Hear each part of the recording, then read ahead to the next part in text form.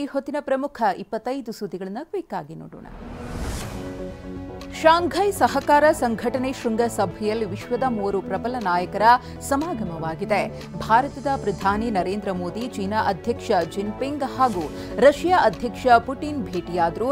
ಈ ವೇಳೆ ರಷ್ಯಾ ಅಧ್ಯಕ್ಷ ಪುಟಿನ್ ಜೊತೆ ಸಂಭಾಷಣೆ ನಡೆಸಿದರು. ಧರ್ಮಸ್ಥಳದಲ್ಲಿ ಶವ ಹೂತಿದ್ದಾಗಿ ಆರೋಪ ಮಾಡಿದ್ದ ಮಾಸ್ಕ್ ಮ್ಯಾನ್ ಚಿನ್ನಯ್ಯನನ್ನ ಇವತ್ತು ಕೂಡ ಎಸ್ಐಟಿ ವಿಚಾರಣೆ ನಡೆಸಿ ಮತ್ತಷ್ಟು ಮಾಹಿತಿಯನ್ನ ಕಲೆ ಹಾಕಲಿದೆ. ಚಿನ್ನಯ್ಯ ನೀಡಿದ ಹೇಳಿಕೆ ಆಧರಿಸಿ ಈಗಾಗಲೇ ಎಸ್ಐಟಿ ಬೆಂಗಳೂರಿನ ಜಯಂತ್ ಮನೆ ಸರ್ವಿಸ್ ಅಪಾರ್ಟ್ಮೆಂಟ್ನಲ್ಲಿ ಮಹಜರು ನಡೆಸಿ ವಾಪಸ್ಸಾಗಿದೆ. ಮಾನವ ಹಕ್ಕು ಆಯೋಗದ ಅಧಿಕಾರಿ ಹೆಸರಲ್ಲಿ ಸುಳ್ಳು ಮಾಹಿತಿಯ ಹಿನ್ನೆಲೆಯಲ್ಲಿ ಗಿರೀಶ್ ಮಟ್ಟಣ್ಣನವರ್ ಸೇರಿ 3 ವಿರುದ್ಧ ಎಫ್ಐಆರ್ ದಾಖಲಾಗಿದೆ. ಗಿರೀಶ್ ಮಟ್ಟಣ್ಣನವರ್, ಮಹೇಶ್ ಶೆಟ್ಟಿ ತಿಮರೋಡಿ ಮತ್ತು ಮದನ್ ಬುಗುಡಿ ವಿರುದ್ಧ ಬೆಳ್ತಂಗಡಿ ಪೊಲೀಸ್ ಠಾಣೆಯಲ್ಲಿ ಪ್ರಕರಣ ದಾಖಲಾಗಿದೆ. ಧರ್ಮಸ್ಥಳ ಪ್ರಕರಣ ರಾಜಕೀಯ ಸ್ವರೂಪ ಪಡೆದುಕೊಂಡಿದೆ. ಈ ಕೇಸನ್ನು ಅಸ್ತ್ರ ಮಾಡಿಕೊಂಡಿರುವ ಬಿಜೆಪಿ ಧರ್ಮಸ್ಥಳ ಚಲೋ ಆಯೋಜಿಸಿದೆ. ಎಸ್ಡಿಎಂ ಕಾಲೇಜು ಮೈದಾನದಲ್ಲಿ ನಡೆಯಲಿರುವ ಸಮಾವೇಶದಲ್ಲಿ ಕೇಂದ್ರ ಸಚಿವರಾದ ಪ್ರಹ್ಲಾದ್ ಜೋಶಿ, ಶೋಭಾ ಕರಂದ್ಲಾಜೆ, ವೈ ಸೋಮಣ್ಣ, ಮಾಜಿ ಸಿಎಂ ಸದಾನಂದ ಗೌಡರಿಗೆ ಆಹ್ವಾನ ನೀಡಲಾಗಿದೆ. ರಾಜ್ಯ ಬಿಜೆಪಿ ನಾಯಕರು ಧರ್ಮಸ್ಥಳದ ಮಂಜುನಾಥನ ದರ್ಶನ ಪಡೆದರು. ಬಿಜೆಪಿ ರಾಜ್ಯ ಅಧ್ಯಕ್ಷ ವಿಜಯೇಂದ್ರ ಅವರಿಗೆ ಪರಿಷತ್ ವಿಪಕ್ಷ ನಾಯಕ ನಾರಾಯಣಸ್ವಾಮಿ, ಶಾಸಕರಾದ ಮುನಿರತ್ನ, ಮುನಿರಾಜು ಸೇರಿ ಹಲವರು ಸಾಥ್ ನೀಡಿದ್ರು. ಸಮಾವೇಶಕ್ಕೂ ಮುನ್ನ ಕಾರ್ಯಕರ್ತರ ಜೊತೆ ವಿಜಯೇಂದ್ರ ಮಾತುಕತೆ ನಡೆಸಲಿದ್ದಾರೆ.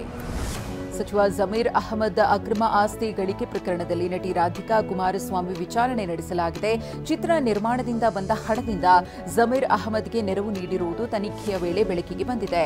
ಹಣ ನೀಡಿದ ಬಗ್ಗೆ ಸೂಕ್ತ ದಾಖಲೆಗಳನ್ನು ಒದಗಿಸಲು ರಾಧಿಕಾ ಕುಮಾರಸ್ವಾಮಿಯವರಿಗೆ ಸೂಚನೆ ಕೊಡಲಾಗಿದೆ.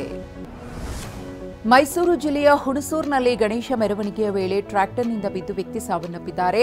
ಹರವಿ ಗ್ರಾಮದಲ್ಲಿ ಘಟನೆ ನಡೆದಿದ್ದು 34 ವರ್ಷದ ಆಟೋ ರಾಜ ಮೃತ ದುರ್ದೈವಿ. ಆಸ್ಪತ್ರೆಗೆ ಕರೆದೊಯ್ಯುವಾಗ ಗಾಯಗೊಂಡಿದ್ದ ರಾಜು ಮೃತಪಟ್ಟಿದ್ದಾರೆ.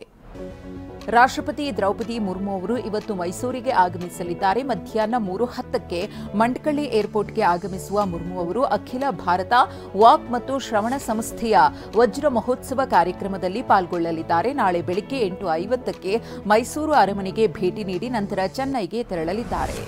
ನಾಳೆ ಸ್ಯಾಂಡಲ್ವುಡ್ ನಟ ಕಿಚ್ಚ ಸುದೀಪ್ ಅವರ ಹುಟ್ಟುಹಬ್ಬ.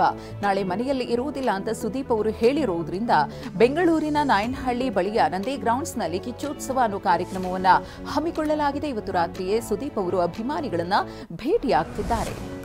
ಸ್ಯಾಂಡಲ್ವುಡ್ನ ಹಾಸ್ಯ ನಟ ಚಿಕ್ಕಣ್ಣ ಸದ್ದಿಲ್ಲದೆ ಹಸೆಮಣೆ ಏರಲು ಸಜ್ಜಾಗಿದ್ದಾರೆ. ಮಂಡ್ಯದ ಯುವತಿಯ ಜೊತೆಗೆ ಉಪಾಧ್ಯಕ್ಷನ ಮದುವೆ ಫಿಕ್ಸ್ ಆಗಿದೆ. ಪಾವನ ಅವರನ್ನ ಚಿಕ್ಕಣ್ಣ ವರಿಸಲಿದ್ದಾರೆ. ನಿಶ್ಚಿತಾರ್ಥ ಮತ್ತು ಮದುವೆಯ ದಿನಾಂಕ ಮುಂದಿನ ವಾರ ನಿಗದಿಯಾಗುವ ಸಾಧ್ಯತೆ ಇದೆ.